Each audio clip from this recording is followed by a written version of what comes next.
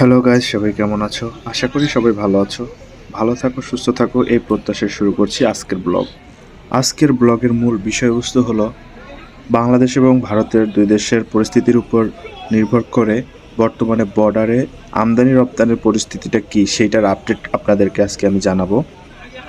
বর্তমানে আমি আছি বাংলাদেশের বেনাপোল সীমান্তের নতুন একটি আমদানি রপ্তানির যে টার্মিনাল উদ্বোধন হয়েছে সেইখানে।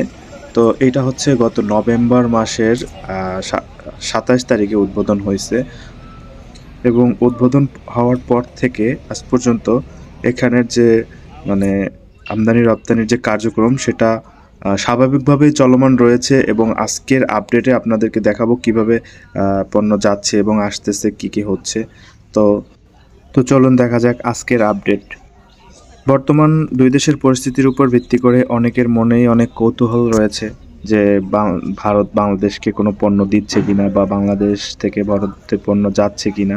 তো এটা নিয়ে তো সেটার বিষয় আপনাদেরকে আজকে খোলাসা করে দেব। তো বর্তমান যে বর্ডারের পরিস্থিতি একদম স্বাভাবিক চলমান রয়েছে এবং আপনারা দেখতে পাচ্ছেন এই যে গাড়ি দুইটাকে দেখতে পাচ্ছেন, এই একটা এবং এই লাইন থেকে বাংলাদেশ থেকে গাড়ি ভারতে যাচ্ছে বিভিন্ন মালামাল নিয়ে এবং স্বাভাবিকভাবে যাচ্ছে। এবং ভারত থেকে যে মালামালগুলো আসে আমি আপনাদেরকে দেখানোর চেষ্টা করছি। তো দেখেন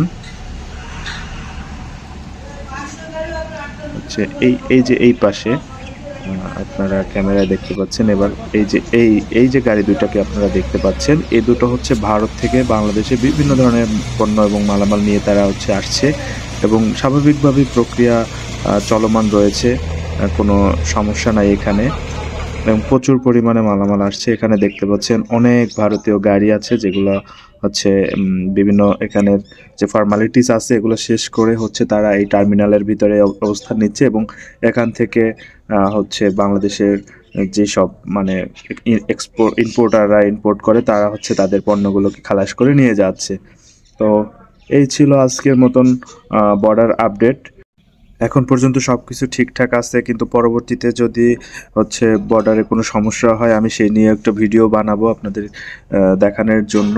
তো ধন্যবাদ। আর যদি কারো মনে কোনো প্রশ্ন থাকে তাহলে আমাকে কমেন্ট করে জানাতে পারেন। তো পরবর্তী ভিডিও দেখা পর্যন্ত সবাই ভালো থাকবেন, সুস্থ থাকবেন। ধন্যবাদ সবাইকে।